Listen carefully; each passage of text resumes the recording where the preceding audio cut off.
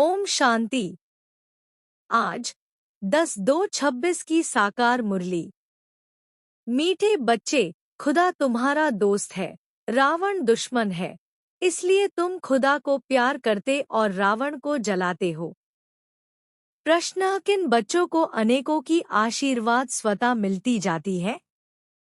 उत्तर: जो बच्चे याद में रह स्वयं भी पवित्र बनते और दूसरों को भी आप समान बनाते हैं, उन्हें अनेकों की आशीर्वाद मिल जाती है, वे बहुत ऊंच पद पाते हैं। बाप तुम बच्चों को श्रेष्ठ बनने की एक ही श्रीमत देते हैं। बच्चे, किसी भी देहधारी को याद न कर मुझे याद करो। गीत। आखिर वह दिन आया आज। ओम शांति। ओम शांति का अर्थ तो रूहानी बाप ने रूहानी बच्चों को समझाया है। ओम माना मैं आत्मा हूँ और यह मेरा शरीर है। आत्मा तो देखने में नहीं आती है। आत्मा में ही अच्छे व बुरे संस्कार रहते हैं। आत्मा में ही मन बुद्धि है। शरीर में बुद्धि नहीं है। मुख्य है आत्मा।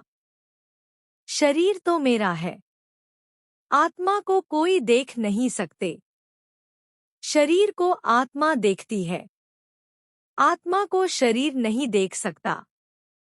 आत्मा निकल जाती है तो शरीर जड़ बन जाता है। आत्मा देखी नहीं जा सकती। शरीर देखा जाता है। वैसे ही आत्मा का जो बाप है, जिसको ओ गॉड फादर कहते हैं, वह भी देखने में नहीं आते हैं, उनको समझा जाता है, जाना जाता है। हम आत्माएं सब ब्रदर्स हैं। शरीर में आते हैं तो कहेंगे यह भाई भाई हैं, यह बहन भाई हैं। आत्माएं तो सब भाई भाई ही हैं। आत्माओं का बाप है परमपिता परमात्मा। जिस्मानी भाई बहन एक दो को देख सकते हैं। आत्माओं का बाप एक है, उनको देख नहीं सकते।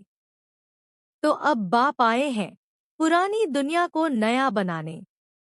नई दुनिया सतयुग थी, अब पुरानी दुनिया कलयुग है, इनको अब बदलना है। पुरानी दुनिया तो खत्म होनी चाहिए ना। पुराना घर खत्म हो, नया घर बनता है ना, वैसे यह पुरानी दुनिया भी खलास होनी है। सतयुग के बाद फिर त्रेता, द्वापर, कलयुग, फिर सतयुग आना जरूर है। वर्ल्ड की हिस्ट्री ज्योग्राफी रिपीट होनी है। सतयुग में होता है देवी देवताओं का राज्य।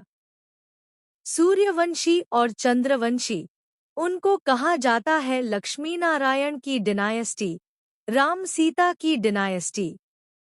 यह तो सहज है ना। फिर द्वापर कलयुग में और धर्म आते हैं। फिर देवताएं जो पवित्र थे वह अपवित्र बन जाते, इनको कहा जाता है रावण राज्य। रावण को वर्ष वर्ष जलाते आते हैं, परंतु जलता ही नहीं, फिर जलाते रहते हैं। यह है सबका बड़ा दुश्मन, इसलिए उनको जलाने की रस्म पड़ गई है। भारत का नंबर 1 दुश्मन कौन है? और फिर नंबर 1 दोस्त, सदा सुख देने वाला है खुदा। खुदा को दोस्त कहते हैं ना। इस पर एक कहानी भी है। तो खुदा है दोस्त, रावण है दुश्मन। खुदा जो दोस्त है, उनको कभी जलाएंगे नहीं। वह है दुश्मन, इसलिए 10 शीश वाला रावण बनाए उनको वर्ष वर्ष जलाते हैं। गांधी जी भी कहते थे हमको रामराज्य चाहिए। रामराज्य में सुख है, रावण राज्य में दुख है। अब यह कौन बैठ समझाते हैं? पतित पावन बाप शिव बाबा, ब्रह्मा है दादा। बाबा हमेशा सही भी करते हैं बाप दादा। प्रजापिता ब्रह्मा भी तो सबका हो गया, जिसको एडम भी कहा जाता है। उनको ग्रेट ग्रेट ग्रैंडफादर कहा जाता है। मनुष्य सृष्टि में प्रजापिता हुआ।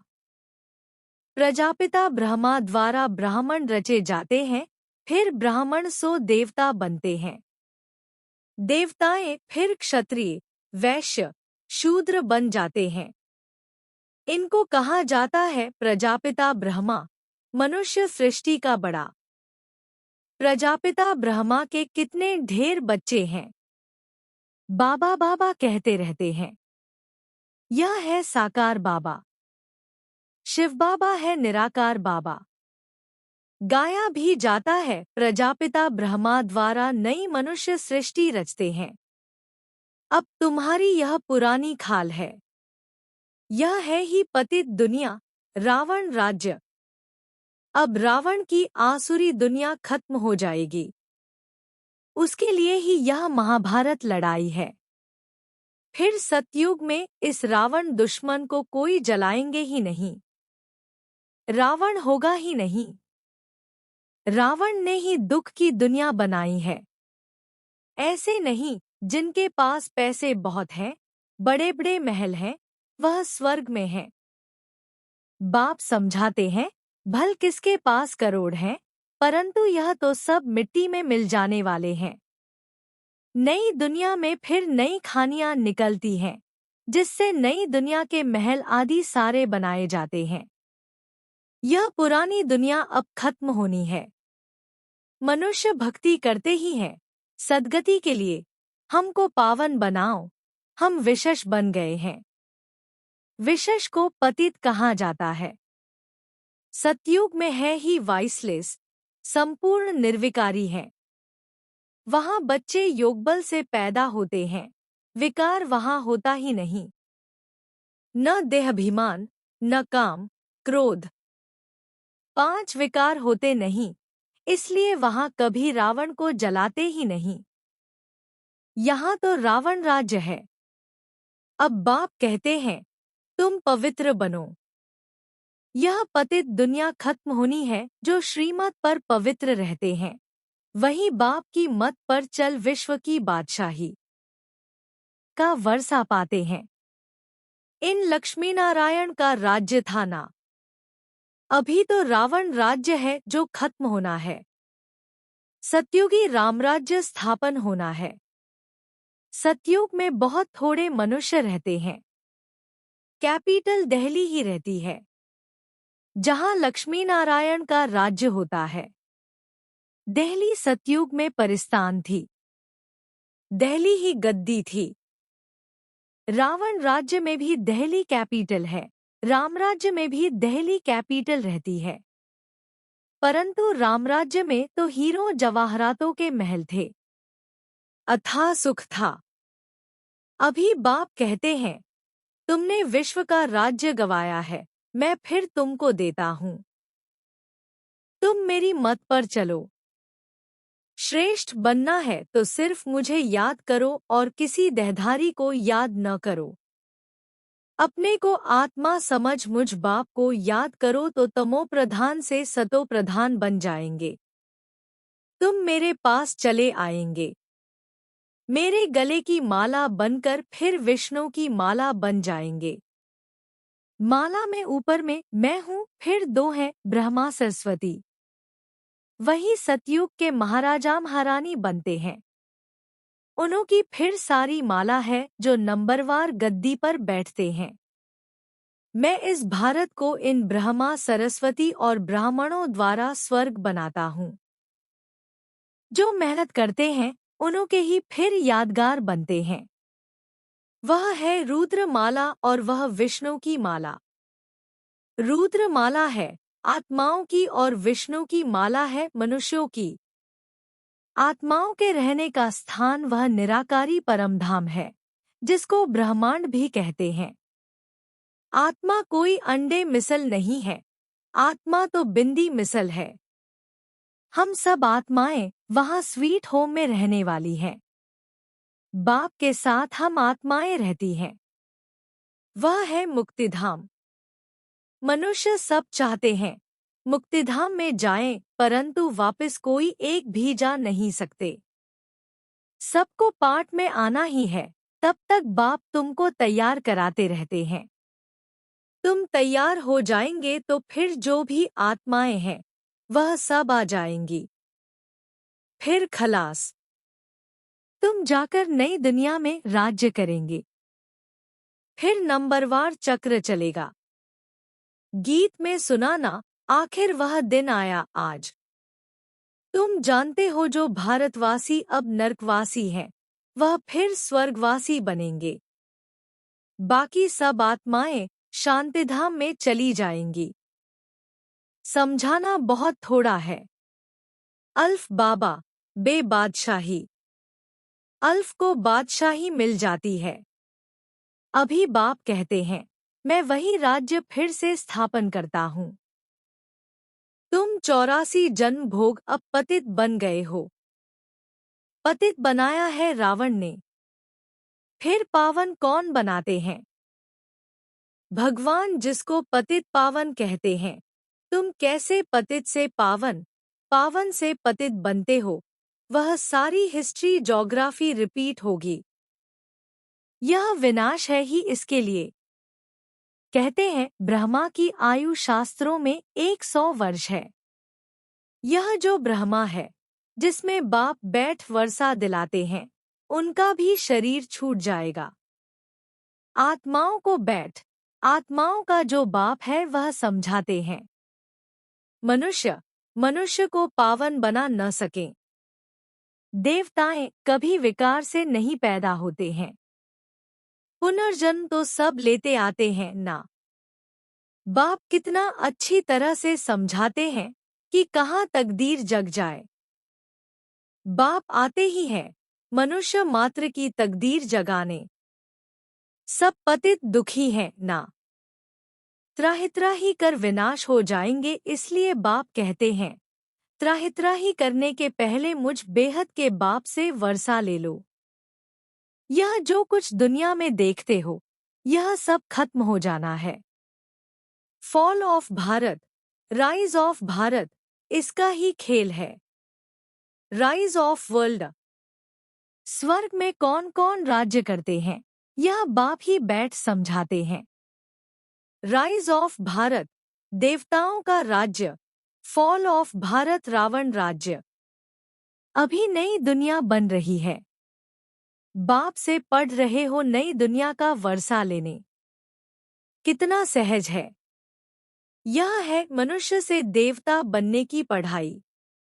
यह भी अच्छी रीति समझना है। कौन कौन से धर्म कब आते हैं? द्वापर के बाद ही और धर्म आते हैं।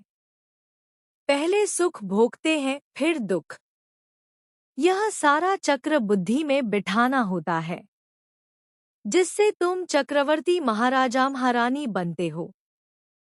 सिर्फ अल्फ और बे को समझना है। अब विनाश तो होना ही है। हंगामा इतना हो जाएगा जो विलायत से फिर आ भी नहीं सकेंगे, इसलिए बाप समझाते हैं भारत भूमि सबसे उत्तम है। जबरदस्त लड़ाई लगेगी, फिर वहां के वहां ही रह जाएंगे। 50 से 60 लाख भी देंगे तो भी मुश्किल आ सकेंगे। भारत भूमि सबसे उत्तम है, जहां बाप आकर अवतार लेते हैं। शिव जयंती भी यहाँ मनाई जाती है। सिर्फ श्री कृष्ण का नाम डालने से सारी महिमा ही खत्म हो गई है। सब मनुष्य मात्र का लिबरेटर यहाँ ही आकर अवतार लेते हैं। शिव जयंती भी यहाँ मनाते हैं। गॉड फादर ही हैं जो आकर लिबरेट करते हैं। तो ऐसे बाप को ही नमन करना चाहिए, उनकी ही जयंती मनाना चाहिए। वह बाप यहाँ भारत में आकर सबको पावन बनाते हैं, तो यह सबसे बड़ा तीर्थ ठहरा। सबको दुर्गति से छुड़ाए सद्गति देते हैं। यह ड्रामा बना हुआ है। अभी तुम आत्माएं जानती हो, हमारा बाबा हमको इस शरीर द्वारा यह राज समझा रहे हैं। हम आत्मा इस शरीर द्वारा सुनती हैं।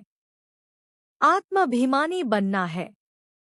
अपने को आत्मा समझ बाप को याद करो तो कट निकलती जाएगी और प्योर बन तुम बाप के पास आ जाएंगे।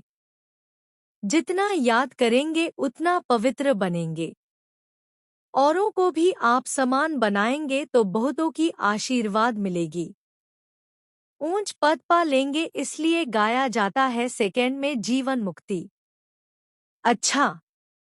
मीठे मीठे सिकीलधे बच्चों प्रति माता-पिता बाप दादा का याद प्यार और गुड मॉर्निंग। रूहानी बाप की रूहानी बच्चों का नमस्ते। धारणा के लिए मुख्य सार। 1। श्रीमत पर पवित्र बन। हर कदम बाप की मत पर चल, विश्व की बादशाही लेनी है। बाप के समान दुख हरता सुख करता बनना है। 2। मनुष्य से देवता बनने की यह पढ़ाई सदा पढ़ते रहना है। सबको आप समान बनाने की सेवा करके आशीर्वाद प्राप्त करनी है। वरदान। कल्याण की वृत्ति और शुभचिंतक भाव द्वारा विश्व कल्याण के निमित्त बनने वाले तीव्र पुरुषार्थी भव। तीव्र पुरुषार्थी वह है जो सभी के प्रति कल्याण की वृत्ति और शुभचिंतक भाव रखे। भल कोई बार बार गिराने की कोशिश करे, मन को डगमग करे, विघ्न रूप बने, फिर भी आपका उसके प्रति सदा शुभचिंतक का अडोल भाव हो, बात के कारण भाव न बदले।